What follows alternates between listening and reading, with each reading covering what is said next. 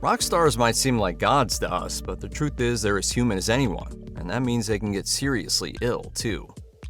As both the lead singer of Black Sabbath in the 1970s and a successful solo musician in his own right, Ozzy Osbourne has often been touted as the face of heavy metal. Osbourne has also become a beloved superstar for his role in starting the annual Ozfest tour, and for playing against type as a doddering dad on the comedy reality series The Osbournes. Yet Osbourne's storied career came to a gradual end in the 2020s due to a sharp decline in his health. Following a serious fall at home in 2019 that required him to call off a tour, Osbourne announced in 2020 that he'd been diagnosed with Parkinson's disease. It's not a death sentence by any stretch of the imagination, but it does affect certain nerves in your body. Parkinson's disease is a degenerative neurological disorder that attacks dopamine-producing neurons in the brain. It leads to progressively worse symptoms such as shaking in the hands and body, stiffness of the extremities, slower movement, and limited mobility. All the strain and challenges Parkinson's places on the body can lead to a lifespan reduction of around 10 years. By 2025, Osbourne could no longer walk due to the effects of the disease on his body.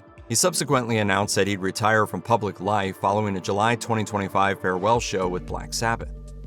Motley Crue guitarist Mick Mars first noted signs of ankylosing spondylitis in early adulthood, just when his band was dominating the 1980s hair metal movement. A decidedly more serious variant of arthritis, ankylosing spondylitis targets the spine. Over the course of many years, the vertebrae mold together, creating an increasingly rigid spine that makes the patient become permanently slumped over. If the condition spreads to the ribs, the condition can also lead to breathing problems.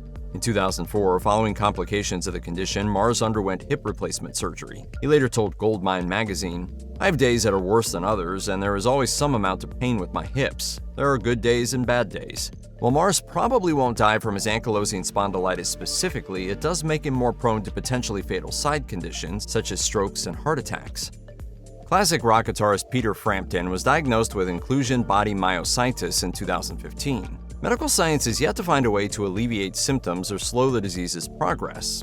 Because it can't be treated, the body's slow depletion of muscular strength can lead to potentially deadly problems such as swallowing difficulty, breathing issues, and slow healing from injuries. Inclusion body myositis is related to muscular dystrophy, an autoimmune inflammatory disease of the muscles and surrounding tissue. It makes walking difficult as the knees and feet can suddenly fail to work correctly, and dangerous falls and injuries become a major concern. Myositis also limits agility in the hands, which directly affects Frampton's livelihood. In the decade since his diagnosis, Frampton has continued to play the guitar, but he's taught himself alternate arrangements because of the pain brought on by his condition. As he told the San Diego Union Tribune, "Every note I play now is so much more important to me because I know one of the notes I play will be the last I play within my lifetime." Poison singer Bret Michaels learned that he had type 1 diabetes at just 6 years old when he was hospitalized because of the disease. He later told Yahoo Life, "Your body at that point is starting to shut down." Type 1 diabetes is a chronic condition managed through rigorous daily maintenance. Because a diabetic's pancreas doesn't produce insulin, they take synthetic insulin through multiple daily injections or an infusion pump, while also monitoring blood glucose with regular fingerstick tests or a wearable device. It's a constant balancing act, and if untreated or done wrong, diabetics can suffer vision loss and amputation.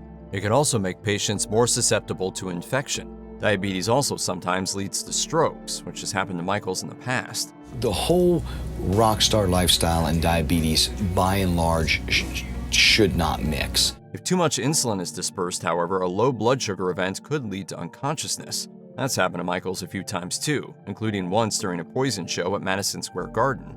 He later told People magazine, "I remember entering the stage and then it was blurry and then I woke up and I was in the hospital." Marc Cohn hit the big time with Walking in Memphis, a smash hit on pop, soft rock, rock, and country radio stations in 1991. He's since released 6 well-received albums and continuously toured, something he wants to keep doing despite suffering from a debilitating medical condition. In January 2025, he announced on Instagram, "About 5 years ago, I was diagnosed with Parkinson's disease. I waited this long to tell you about the diagnosis because I needed time to process the unsettling news myself." Cohn went on to say that he's been doing everything he can to slow the progress of the disease, and for now at least, it seems to be going well. He added, "With those efforts, I have been able to continue playing shows for you all. Some nights have been more difficult than others, but there were moments of healing and deep gratitude for my ability to stand at the microphone and continue to do the job I love so much." Frankie Goes to Hollywood was one of the more proactive groups of the 1980s. Producing songs made for dance clubs, frontman Holly Johnson openly discussed sexual matters and explored LGBT culture in hits such as Relax and Two Tribes. You and Paul were out and gay We were out. right out of the bag. Sadly, Johnson was diagnosed with HIV in 1991, just a few years after Frankie Goes to Hollywood had disbanded. He first publicly discussed his illness 2 years later. In the 1980s and early 1990s, an HIV diagnosis was essentially considered a death sentence. While drugs like AZT did exist to slow the progression of the disease, the expected lifespan for patients was limited to about 10 years. In 1991, nearly 30,000 people died in the US alone after acquiring HIV. In time, more effective pharmaceutical regimens have helped extend the lifespans of people with HIV and AIDS, but they weren't covered by the UK National Health Service until 1996, which is when Johnson began taking them. In 2014, some 23 years after his diagnosis, Johnson told The Guardian, "Even then, I didn't believe it was going to work." A major star in country music, Clay Walker topped his genre singles charts over and over in the early 1990s with songs like What's It to You, Live Until I Die, If I Could Make a Living, and This Woman and This Man. Just when his career was peaking in 1996, however, doctors told Walker that he had multiple sclerosis, a disease in which the layer of tissue that covers the nerves diminishes over time. And hearing those words that you have MS, I immediately pictured myself in a wheelchair. You know, I didn't know what was going to happen. The nerves soon become permanently damaged, causing movement and mobility problems, as well as general weakness and vision loss. People with MS may eventually lose a number of faculties, but many, like Walker, can manage the development of the disease and its symptoms through rigorous nutrition, exercise, and medication. That said, even with successful treatments, the body becomes slowly weakened by MS. Those side effects could lead to Walker losing up to 10 years off his lifespan. MS symptoms can get worse at almost any time, too. Walker told Country Now in 2022, "A couple years ago, I had my first attack in a lot of years. It was what they call a sensory attack, and I couldn't feel anything below my chest. It was a really tough time. It was a dark time, a scary time." Decades before she became the T in the 1990s R&B trio TLC, Tiana T-Boz Watkins was diagnosed with sickle cell disease, a genetic blood disorder. The condition causes hemoglobin to be produced incorrectly and for red blood cells to become overly firm and unwieldy.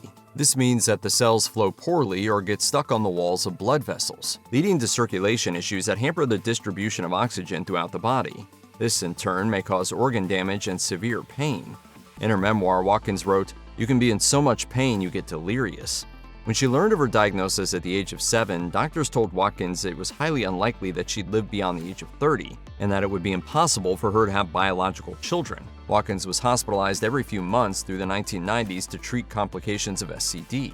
Although in 1996, she learned that she actually had a variant of the disease called sickle beta thalassemia with arthritis. So I lived 28 years not understanding what I had, which is crazy. But Watkins has lived into her 50s, and she gave birth to a child in 2000. However, attempting to breastfeed nearly proved fatal. She recalled, "Sickle cell patients need every drop of fluid they can get, and losing that much breast milk almost stopped my heart." As a result, Watkins spent 3 days in a coma in an intensive care unit. Bassist Chuck Panozzo has been a member of Styx since he started the group in the 1960s. In 1991, Panozzo learned that he was HIV positive, but his doctor couldn't put him on any medications to limit the progression of the disease or alleviate any of his symptoms. His health started to fade as the decade wore on, particularly after enduring the stress of the deaths of his brother and mother. In 1998, Panozzo was being treated for a severe case of anemia, at which point he went on a strong anti-HIV drug regimen. He told Out magazine, "It was the sickest time of my life, both psychologically and physically. But that's where I found the strength to say, I can no longer live this life as a closeted man, so I'm willing to leave this band." Panozzo took 3 years off from Styx to improve his health, reducing his viral load and bolstering his T-cell count, both of which are important benchmarks for long-term health in HIV/AIDS patients. He later developed cancer on 2 separate occasions, but remission afforded him the chance to return to performing by the mid-2010s. Pearl Jam guitarist Mike McCready was diagnosed with Crohn's disease when he was 21, after he began suffering pain in his midsection and producing bloody stools. Crohn's disease is marked by irritated and swollen tissue in the digestive tract, particularly in the lower end of the small intestine and the entry point of the large intestine. It's treatable with medication therapy, surgical procedures, and diet, but flare-ups can be extraordinarily painful. It's not deadly by itself, but people with Crohn's disease are at a much higher risk for colon cancer and a fatal inflammatory condition called toxic megacolon. McCready didn't publicly disclose his condition until the early 2000s, but the rest of Pearl Jam always knew about it. He told HuffPost, I was successful beyond my wildest dreams musically, but very sick physically. I had accidents on stage, and spent the first song of my lifelong dream of opening for the Rolling Stones in a side stage porta potty. Rapper, singer, songwriter, and producer Missy Elliott released 6 studio albums from 1997 to 2005. Every single one was widely critically acclaimed, generating classic hits such as The Rain, Get Your Freak On, Work It, and Pass That Dutch. In the mid-2000s, Elliott abruptly lightened her workload to a handful of producing gigs. She later announced that medical issues had forced her to hold back. After suddenly losing a great deal of weight in 2008, Elliott learned that she had Graves' disease. She told Billboard, "It causes hair loss, your eyes bulge, my blood pressure was always up from just overworking." Graves' disease is caused by the thyroid gland overproducing hormones, and it can lead to anxiety, severe headaches, tremors in the hands, heart palpitations, and gastrointestinal issues. If left untreated, Graves' disease can lead to irregular heart activity, heart failure, or stroke, all of which can be fatal. Elliott began to treat her condition with medication and a change in lifestyle, and she eventually returned to making music full-time.